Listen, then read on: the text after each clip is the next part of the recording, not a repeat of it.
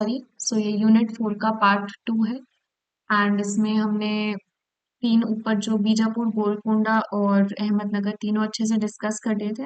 अब ये पेंटिंग्स है जो कुछ डिस्कस कर लेते हैं। शॉर्ट चैप्टर है, जल्दी हो जाएगा। एंड आई थिंक ये ज़्यादा मार्क्स भी नहीं, आपको आई थिंक आपको पता होगा कि कौन सा चैप्टर कितने मार्क्स का है, तो आप उस हिसाब से प्लीज़ प्रिपेयर करेगा।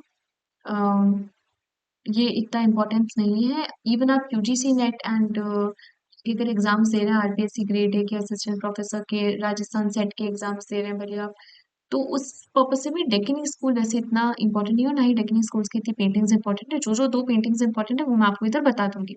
अदरवाइज बाकी सारी पेंटिंग्स आप ऐसे रटने की जरूरत नहीं है, सिर्फ एक एक आइडिया लगा सकते हैं, ठीक है। सो फर्स्ट है कॉम्पोजाइट हॉर्स वाली, ये वाली, ठीक है। The painting is a curious mix of many artistic devices which culminate as composite horse. The painting includes human figures intertwined in a manner that emerges as an extraordinary form of galloping horse superimposed on the decorated background, flying cranes and lions, Chinese clouds and plants with large leaves enhance the surreal element of the painting of Golconda. ये जरूर आप याद रखिएगा कि कौन सी painting किस period की है। अब जैसे ये वाली जो है ये गोलकुंडा की है, ठीक है। हम तीन पढ़े ना स्कूल्स, गोलकुंडा, बीजापुर, अहमदनगर, तो ये गोलकुंडा की है।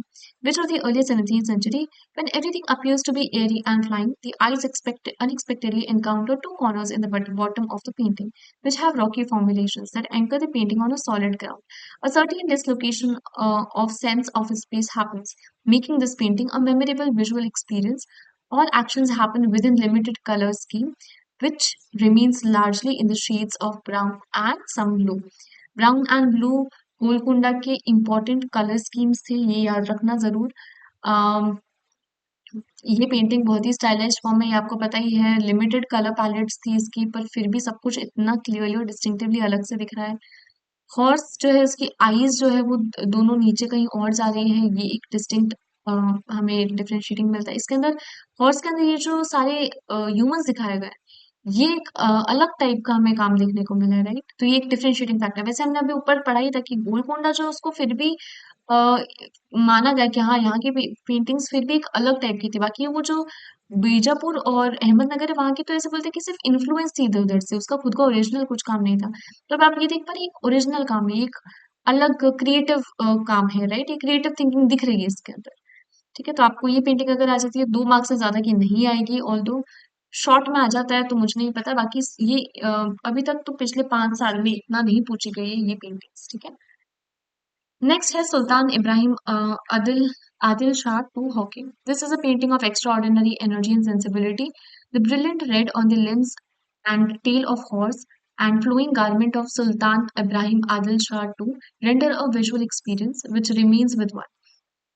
Besides the dark, dense forest foliage, deep olive green, emerald green, colours का नाम जरूर, कलर स्कीम जरूर याद रख लें, क्योंकि एग्जाम में हो सकता है पेंटिंग ना आए, आपको ये पेंटिंग बनी भी नहीं आएगी, सिर्फ ये नाम लिखा हो जाएगा Sultan Ibrahim Adil Shah two hawking, painting को डिस्क्राइब करो, 2 या 1 मार्क्स का आ जाएगा।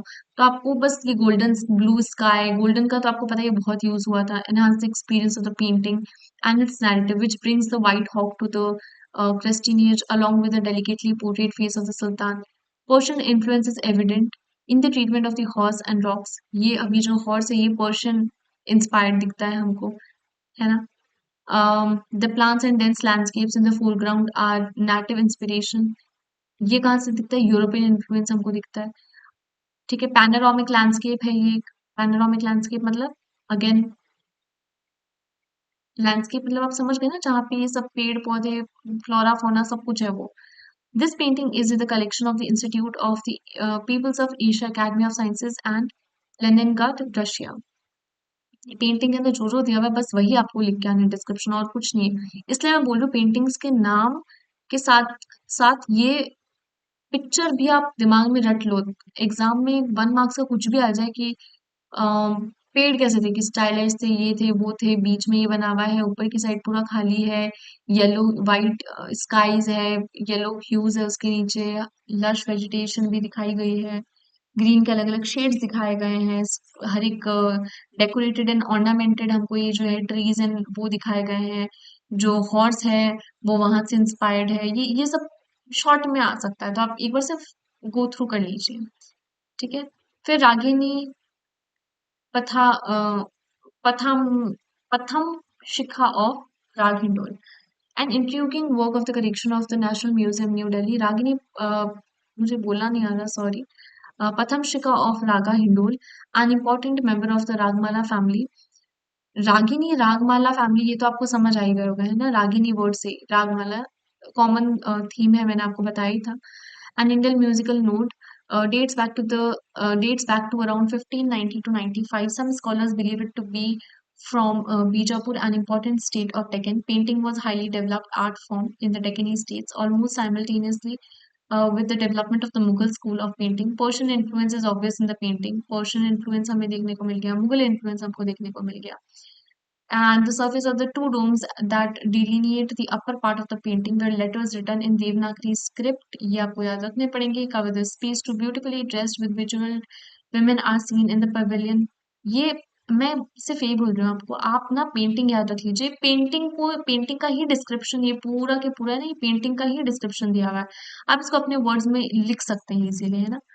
बस एक बार ये पढ़ लेंगे ताकि हमको पता चले कि अच्छा ये देवनागरी स्क्रिप्ट में लिखा हुआ है. संस्कृत तो नहीं है हमको, है ना? ये समझ आ रहा है, न ब ये सब समझ आ रहा है ना, मतलब देवनागरी तो नहीं है. सॉरी, संस्कृत तो नहीं है, देवनागरी स्क्रिप्ट हो सकती है.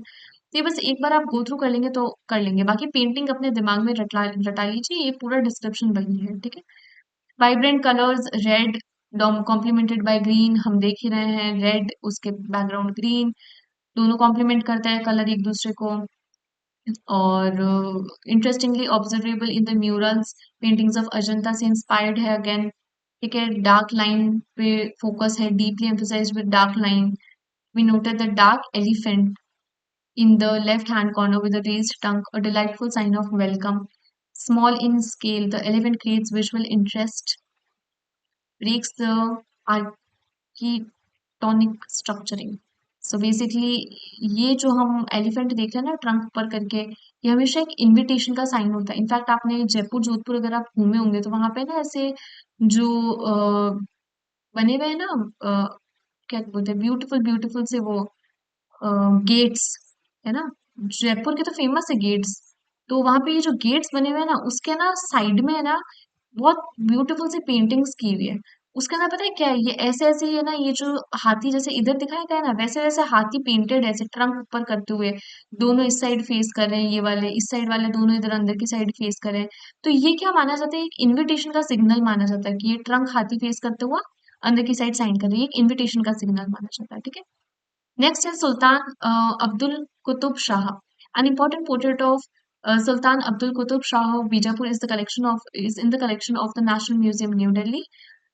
सिर्फ न्यू दिल्ली वाले म्यूजियम वाले आप याद रख लीजिए, बाकी सारे रहने दीजिए. जैसे अभी यहाँ पे हमने आई थिंक ये ऊपर हमने देखा था कि ये यहाँ पे है, राइट? पीपल्स ऑफ एशिया, ये याद रखने की जरूरत नहीं है, आप ये स्किप कर सकते हैं ना. इसलिए मैं बोल रही हूँ इतना डीप में एक एक लाइन रटने मत बैठिएगा, नहीं कुछ भी सब छूट जाएगा अगर एक ऐसे करने बैठेंगे तो. ठीक है? There is an inscription of the top of the Persia. Sultan Abdul Qutub Shah was an able ruler of the famous Deccani state of Bijapur, which attracted scholars and artists from various parts of the world. Here he is enthroned, and we can see him holding the sword in one hand, symbolizing his political sovereignty. Besides, a halo is seen around his head, which depicts his divinity. ये ठीक है? Hello ये होता है sir की जो side में इसने पहन रखा है, इसको हेलो बोलते हैं. हमने ये बुद्ध में भी हमने देखा था ना कि बुद्ध भी अपने सर पे हेलो पहनते थे.